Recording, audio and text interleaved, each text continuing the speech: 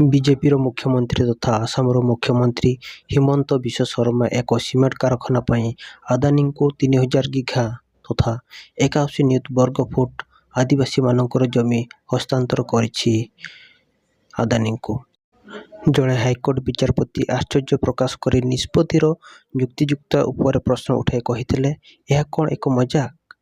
ଆପଣ ଏକ ସମ୍ପୂର୍ଣ୍ଣ ଜିଲ୍ଲା ଦେଇ ଦେଉଛନ୍ତି। ଆପଣଙ୍କର ଆବଶ୍ୟକତା ପ୍ରସଙ୍ଗ ନୁହେଁ, ଜନସ୍ୱାର୍ଥ ହେଉଛି ପ୍ରସଙ୍ଗ। ପ୍ରଥମେ ଏହି ଭିଡ଼ିଓଟିକୁ ଦେଖନ୍ତୁ କ'ଣ କହୁଛନ୍ତି ବିଚାରପତି। Item 7. What company? Mahabir Cement. Cement. Cement company. For You opening have been cement. granted an area of land. Yes, a What lot, is- 3,000 bighas. 3,000 bighas. Yes, Your Lordship. The entire not NC district. Lordship, I don't know the extent of the entire. What is going on? No, Lordship. 3,000 bighas allotted to a private company. Yes, Your Lordship, for establishing, there is a mine. We know, madam. We know about something about NC. It's barren land and it's, We know how barren is NC is. Lordship, 3,000 bighas. the What kind of council- decision is this? Lordship, I'll show you the, They will have a mine over there. Yes. For the limestone. Mr. Sharma, 3,000 bighas. Is this some kind of joke or what? no, Lordship, we need it. It's because of, Your need is not the issue, madam. Public interest is the issue. ପରବର୍ତ୍ତୀ ମୁଖ୍ୟ ଖବର। ସକାଳେ ୟୁପିର Meerut toll ପ୍ଲାଜାରେ ଭାରତୀୟ ସେନା ଯବାନ କପିଲଙ୍କୁ ଆକ୍ରମଣର CCTV video viral ହୋଇଥିଲା। ଲୋକମାନେ ପୋଲିସ କାର୍ଯ୍ୟାନୁଷ୍ଠାନ ପାଇଁ ଅପେକ୍ଷା କରୁଥିଲେ, କିନ୍ତୁ ଶୀଘ୍ର କୌଣସି କାର୍ଯ୍ୟାନୁଷ୍ଠାନ ନିଆଯାଇନଥିଲା। ମେରଠର ଟୋଲ୍ ଟ୍ୟାକ୍ସର ଗୁଣ୍ଡା ଯେଉଁଠାରେ ଭାରତୀୟ ସେନା ଯବାନ କପିଲଙ୍କୁ ଆକ୍ରମଣ କରୁଥିଲେ, ତାକୁ ବାଡ଼େଇଥିଲେ। ଏବେ ଶହ ଶହ ଗାଁ ଲୋକ ସମାନ ସେହି ଟୋଲ୍ ପ୍ଲାଜା ଉପରେ ଆକ୍ରମଣ କରିଛନ୍ତି। ମେରଠ ପୋଲିସ ଲୋକମାନଙ୍କୁ ବୁଝାସୁଝା କରୁଥିଲେ ପରେ ୟୁପି ପୋଲିସ କାର୍ଯ୍ୟାନୁଷ୍ଠାନ ନେଇଛି। ପରବର୍ତ୍ତୀ ମୁଖ୍ୟ ଖବର। ସୁସ୍ଥ ହେଉଛନ୍ତି ବିରୋଧୀ ଦଳ ନେତା ନବୀନ ପଟ୍ଟନାୟକ। ଆଇସିୟୁରୁ କେବିନକୁ ଗଲେ ସ୍ଥାନାନ୍ତର। ଡିହାଇଡ୍ରେସନ କାରଣରୁ ଅସୁସ୍ଥ ହୋଇ ଭୁବନେଶ୍ୱରର ଏକ ଘରୋଇ ହସ୍ପିଟାଲରେ ଚିକିତ୍ସିତ ହେଉଥିବା ବିରୋଧୀ ଦଳ ନେତା ନବୀନ ପଟ୍ଟନାୟକ ସୁସ୍ଥ ହେବାରେ ଲାଗିଛନ୍ତି। ସେ ଆଇସିୟୁରେ ଭର୍ତ୍ତି ହୋଇଥିଲା ବେଳେ ଏବେ ତାଙ୍କୁ କେବିନକୁ ସ୍ଥାନାନ୍ତର କରାଯାଇଛି। ସେ ସତେଜ ଅନୁଭବ କରୁଛନ୍ତି ଓ ତାଙ୍କ ଚିକିତ୍ସା ଜାରି ରହିଛି ବୋଲି ମେଡିକାଲ ବୁଲେଟିନରେ କୁହାଯାଇଛି। ତେବେ ତାଙ୍କର ସ୍ୱାସ୍ଥ୍ୟାବସ୍ଥା ସ୍ଥିର ରହିଛି ବୋଲି ମେଡିକାଲ କର୍ତ୍ତୃପକ୍ଷଙ୍କ ତରଫରୁ ସୂଚନା ମିଳିଛି।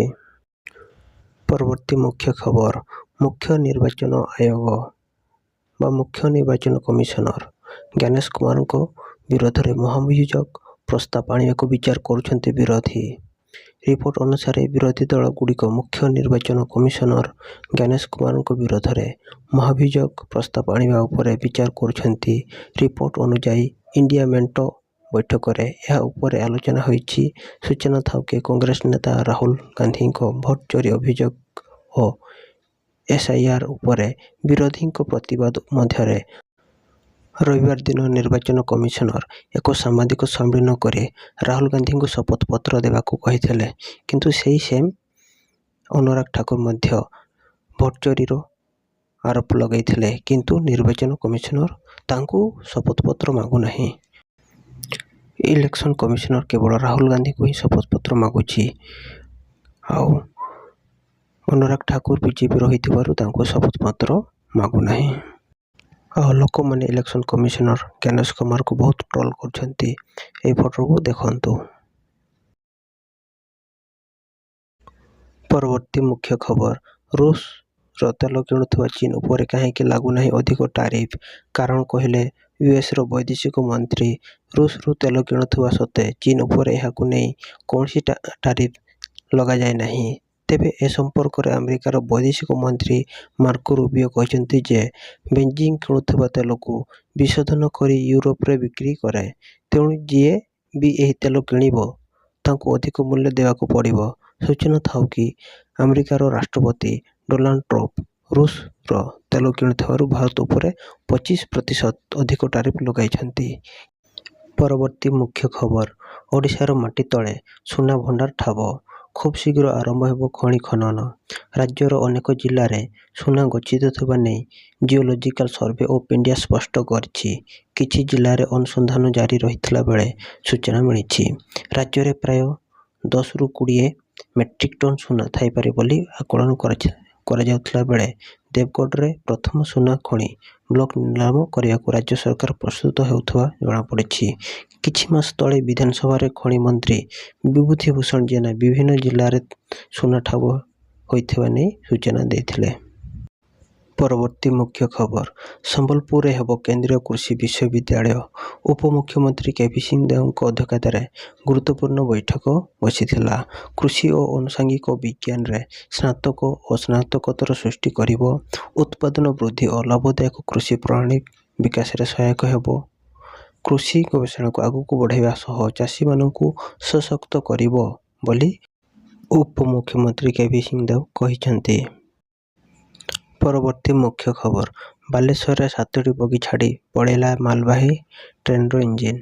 ବାଲେଶ୍ୱର ଜିଲ୍ଲା ମାର୍କୋଣା ଷ୍ଟେସନ ପାଖ ବଣାରେଳ ଫାଟକ ନିକଟରେ 7ଟି ବଗି ଛାଡ଼ି ଏକ ମାଲବାହୀ ଟ୍ରେନ୍ ଇଞ୍ଜିନ୍ ପଳାଇଥିବା ବେଳେ ପ୍ରାୟ ଅଧଘଣ୍ଟା ପରେ ଆସି ଇଞ୍ଜିନ୍ଟି ବଗିଗୁଡ଼ିକୁ ନେଇ ଗନ୍ତବ୍ୟସ୍ଥଳକୁ ଯାଇଥିବା ଜଣାପଡ଼ିଛି। ସୂଚନା ଅନୁଯାୟୀ ଗତକାଲି ସୋମବାର ଦିନ 12ଟା ବେଳେ ଭଦ୍ରକରୁ ବାଲେଶ୍ୱର ଅଭିମୁଖେ କୋଇଲା ବୋଝେଇ ଟ୍ରେନ୍ଟି ଡାଉନ୍ ଲାଇନ୍ରେ ଯାଉଥିଲା ବେଳେ ବଣାରେଳ ଫାଟକ ନିକଟରେ 7ଟି ବଗି ଛାଡ଼ି ପଳାଇଥିଲା। ଫଳରେ ଲୋକମାନେ ବହୁତ ସମୟ ଧରି ସମସ୍ୟା ଭୋଗିଥିଲେ।